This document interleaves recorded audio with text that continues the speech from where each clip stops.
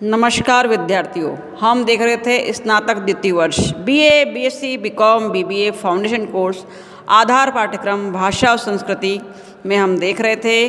Previous video में हमने देखा था समास को। इसी क्रम में आगे एक और महत्वपूर्ण चैप्टर विकारी और अविकारी शब्दों पर बात की जाती है।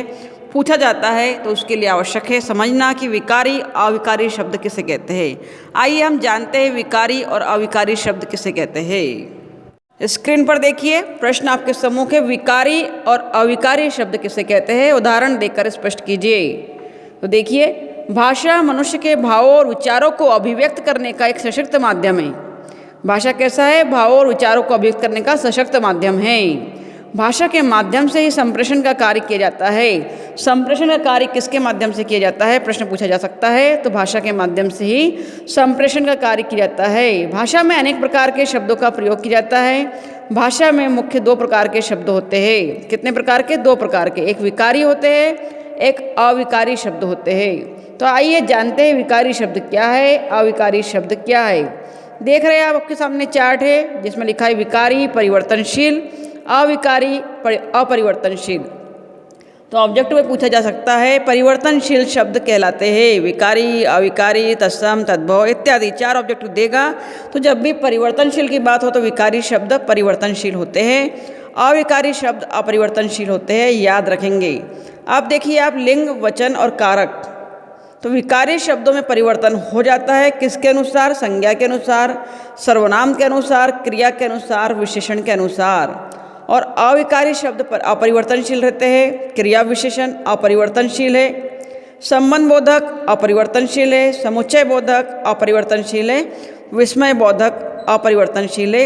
इस लिस्ट को ज़रूर आप याद रखेंगे। देखते हैं और भी डिटेल में कि विकारी शब्द कैसे परिवर्तनशील होते हैं। ऐसे शब्द जो लिंग, वचन, कारक के अनुसार परिवर्तित हो जाते हैं उसे विकारी शब्द कहते हैं। उदाहरण देखिए विद्यार्थियों, बालक खेलता है, लिंग, यहाँ स्त्रीलिंग पुल्लिंग की बात की जा रही है। तो विकारी शब्द खेलता है और खेलती है। बालिका लिखा हमने तो खेलती है, पुनः बालिका को हमने नहीं लिखा कि बालिका खेलता है, क्योंकि खेलती ही कर दिया। यह था लिंग के अनुसार परिवर्तन हुआ। यहाँ संज्ञा तथा क्रिया में लिंग के अनुसार परिवर्तन दर्शाया गया है। लड़का खेलता है, लड़के खेलते हैं। देख रहे हैं आप, यहाँ संज्ञा तथा क्रिया में वचन के अनुसार परिवर्तन दर्शाया गया है। वचन एक वचन और बहुवचन, बालक है एक वचन है, बालिका एक वचन है, लड़का एक वचन है, लड़के बहुवचन है। इस प्रकार परिवर्तन किया गया है। अविकारी शब्दों को जानेंगे। जो शब्द लिंग, वचन और कारक के अनुसार परिवर्तित नहीं होते वे क्या कहलाते हैं? अविकारी। परिभाषा याद कर लेंगे। ऑब्जेक्ट में पूछा जाता है कि जो शब्द लिंग, वचन, कारक के अनुसार परिवर्तित नहीं होते कहलाते हैं विकारी, अविकारी, तत्सम, तद्भव इत्यादि। तो आप लिखेंगे अविकारी शब्द। उदाहरण देखेंगे, लड़का तेज दौड़ता है, लड़की तेज दौड़ती है। अब तेज क्या है? क्रिया विशेषण है। दौड़ना क्रिया है और क्रिया की विशेषता बताई जा रही है कि तेज दौड़ता है। तो तेज में हमने परिवर्तन नहीं किया, लड़के के लिए भी तेज है, लड़की के लिए भी तेज है। तो देख रहे हैं आप, यहाँ तेज शब्द में क्रिया विशेषण में परिवर्तन नहीं होता। आशा है बात समझ में आ रही होगी। आइए देखते हैं संधि और समास में क्या अंतर है। इस पर भी प्रश्न पूछा जा सकता है, संधि और समास पर। संधि और समास में अंतर देख रहे हैं। नंबर 1 देखिए, दो या दो से अधिक शब्दों के मेल से जिनमें संबंध बताने वाले शब्दों का लोप होता है उसे शब्द कहते हैं, समास कहते हैं। तो क्या है? दो या दो से अधिक शब्दों का मेल होता है समास में। संधि, प्रथम शब्द का अंतिम वर्ण तथा द्वितीय शब्द का प्रथम वर्ण मिलकर एक नए वर्ण की उत्पत्ति करते हैं, उसे संधि कहते हैं। सामान्य बात अगर कहें तो वर्णों के मेल को संधि कहते हैं, परंतु मेल कैसा? प्रथम शब्द का अंतिम वर्ण का मेल होता है। ऑब्जेक्टिव पर प्रश्न पूछा जा सकता है कि प्रथम शब्द का अंतिम वर्ण तथा द्वितीय शब्द का प्रथम वर्ण किसमें मिलता है? उत्तर संधि में। समास में दो शब्दों का मेल होता है, संधि में दो वर्णों का मेल होता है। समास में मेल होता है वर्णों का, शब्दों का, क्रिया का, विशेषण का। तो लिखेंगे शब्दों का। संधि में किसका होता है? वर्णों का। ऑब्जेक्टिव पूछा जा सकता है। समास में संबंध बताने वाले शब्दों का लोप होता है, संधि में दो वर्णों का मेल होता है। इसमें लोप होता है, इसमें मेल होता है।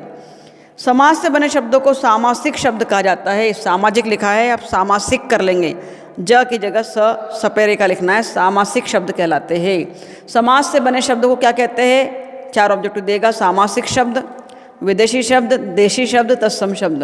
तो समास से बने शब्दों को सामासिक शब्द कहते हैं और संधि से बने वर्णों को संधि वर्ण कहा जाता है। समास में तत्सम तद्भव देशी विदेशी शब्दों का प्रयोग होता है। संधि में केवल तत्सम शब्दों का ही प्रयोग होता है। देखते हैं और भी आगे महत्वपूर्ण चैप्टर। आगे देखिए 6 नंबर स्क्रीन पर दिख रहा है। समास में व्याकरणिक नियमों में शिथिलता बढ़ती जाती है। समास में शिथिलता से तात्पर्य व्याकरण के नियमों को पूर्ण रूपेण कठोरता के साथ पालन करना अनिवार्य नहीं होता। संधि में व्याकरणिक नियमों का कठोरता से पालन किया जाता है। संधि में आप व्याकरण के नियमों को इग्नोर नहीं कर सकते। 7 नंबर समास में शब्दों को अलग करने की प्रक्रिया समास विग्रह कहलाती है। इंपॉर्टेंट है, याद रखेंगे। समास में शब्दों को अलग करने की प्रक्रिया क्या कहलाती है? समास विग्रह, संधि विच्छेद वगैरह वगैरह दे सकता है। 4 ऑब्जेक्टिव। संधि में वर्णों को अलग करने की प्रक्रिया को संधि विच्छेद कहलाता है। नोट डाउन करेंगे। समास में शब्द स्वतंत्र होते हैं, संधि में वर्ण स्वतंत्र नहीं होते। इंपॉर्टेंट है, समास में शब्द कैसे होते हैं? स्वतंत्र होते हैं। समास में सामासिक चिन्ह डैश का चिन्ह दिख रहा है का प्रयोग होता है और संधि में प्लस का प्रयोग होता है, धनात्मक चिन्ह का प्रयोग होता है। 10वां या आखिरी पॉइंट अंतर का। समास के आधार होते हैं और संधि के नियम होते हैं। उदाहरण दिख रहा है आपको, माखन चोर माखन को चुराने वाला, देवेंद्र देवधन इंद्र, माखन को चुराने वाला समास है। देवेंद्र ये हमारा संधि है। राजमहल राजा का महल समास है। न्यायालय साधन से युक्त समास है। और वहीं देवर्षि देवधन ऋषि संधि है। आप देख सकते हैं संधि में सामासिक चिन्ह का प्रयोग समास में सामासिक चिन्ह का प्रयोग किया गया था, लेकिन सामासिक चिन्ह में हमने माखन को चुराने वाला कर दिया, साधन से युक्त और देवर्षि, ये संधि के प्रयोग है। आइए आगे देखते हैं कुछ प्रश्नों को। प्रश्न 4 में देखिए, यहाँ कुछ सामासिक शब्दों का विग्रह करके लिखा गया है, इन्हें समझाइए और समास का नाम लिखिए। पीताम्बर पीला है जो अंबर, तो ये बहुब्री समास है। हमने बहुब्री समास को डिटेल में पढ़ा था।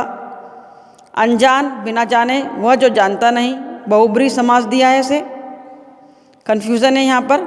अनजान शायद अव्ययी भाव समास है दोस्तों, थोड़ा सा देख लीजिएगा, हो जाती है गड़बड़ी। समास का विग्रह कर समास का नाम लिखिए। विद्यालय, तो इसका विद्या का आलय होगा। संबंध तत्पुरुष समास कहलाएगा क्योंकि आलय का और विद्या का संबंध बताया जा रहा है। अकाल चित्रित अकाल पर चित्रित अधिकरण तत्पुरुष समास है, इसे भी हमने पढ़ा था। स्नेह मग्न स्नेह में मग्न अधिकरण तत्पुरुष समास है। आइए देखते हैं डिटेल में और भी। स्नेह में मग्न अधिकरण तत्पुरुष समास है। पूछ लेगा स्नेह मग्न कौन सा समास है। प्रश्न 5 देख रहे हैं, ऊ के बाद यदि अ आए तो उसमें क्या परिवर्तन होगा। उदाहरण देखिए, ऊ के बाद यदि अ स्वर आता है तो वह बन जाता है। याद रखेंगे क्या बनता है। ऊ के बाद यदि अ आए, देखिए ऊ धन अ क्या बनेगा, वह वन का, तो इसे यण संधि कहते हैं। अनुधन अय अन्वय, संधि को डिटेल में समझाया गया है, देख सकते हैं वीडियोस में। यदि विसर्ग के बाद च और छ हो तो विसर्ग में क्या बदला होगा। च और छ हो तो विसर्ग का श बन जाता है। उदाहरण के माध्यम से देखेंगे, नि धन चय निश्चय क्या बन जाता है, स बन जाता है, देख सकते हैं आप। विसर्ग के बाद च छ हो तो विसर्ग देख रहे हैं आप, 2 बिंदी है, फिर च है, विसर्ग देख रहे हैं, फिर छ है, तो उसका श बन गया है। प्रश्न नंबर 7, यदि विसर्ग के बाद त तथा था हो तो विसर्ग में क्या बदला होगा। तो विसर्ग के बाद त था तो मनस्तापी हो गया, स बन जाता है, सपरे का। उसी प्रकार देख रहे हैं आप निस्तार। 8 नंबर, यदि ई के बाद ई हो तो, अर्थात ई के बाद ई हो तो क्या बदला होगा। यदि ई के बाद ई आए तो बड़ी ई बन जाता है। मुनि छोटी ई प्लस ई, मुनीन्द्र महेंद्र, देख सकते हैं उदाहरणों को। कुछ वस्तुनिष्ठ प्रश्न देखिए। विकारी शब्द होते हैं अपरिवर्तनशील, परिवर्तनशील, अव्ययी या सामान्य। स उत्तर है परिवर्तनशील। दूसरा ऑब्जेक्टिव देखिए, अविकारी शब्द होते हैं। स उत्तर हमारा है अपरिवर्तनशील। द्विगु समास में होते हैं पूर्व पद संख्यावाची, पूर्व पद की प्रधानता, उत्तर पद प्रधान या दोनों पद प्रधान। तो हमारा सही उत्तर है दोस्तों पूर्व पद संख्यावाची होता है द्विगु समास का। देखते 4 नंबर का क्वेश्चन। 4 नंबर देखिए, किस समास में दोनों पद प्रधान होते हैं। तत्पुरुष समास, द्वंद्व समास, द्विगु समास, बहुब्री समास। सही उत्तर है दोनों पद जिस समास में प्रधान होते हैं वह द्वंद्व समास होता है। चतुर्भुज में कौन सा समास है। हमारा उत्तर है द्विगु समास, क्योंकि द्विगु समास संख्यावाची होता है। पुरुष रत्न में कौन सा समास है।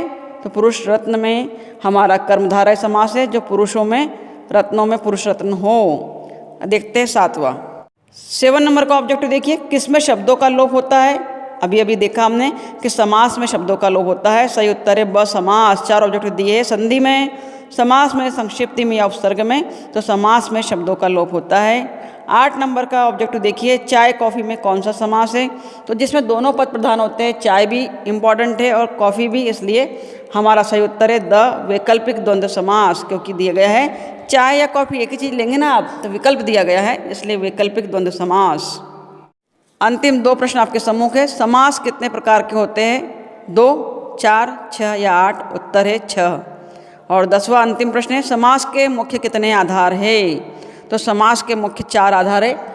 किन आधारों पर समास का बंटवारा किया गया था, ये डिटेल में मैंने आपको समझाया है, आप देख सकते हैं विद्यार्थियों। तो ये था विकारी, अविकारी और समास से संबंधित कुछ महत्वपूर्ण प्रश्न पूछे जा सकते हैं जो आने वाली एग्जाम में आपके लिए।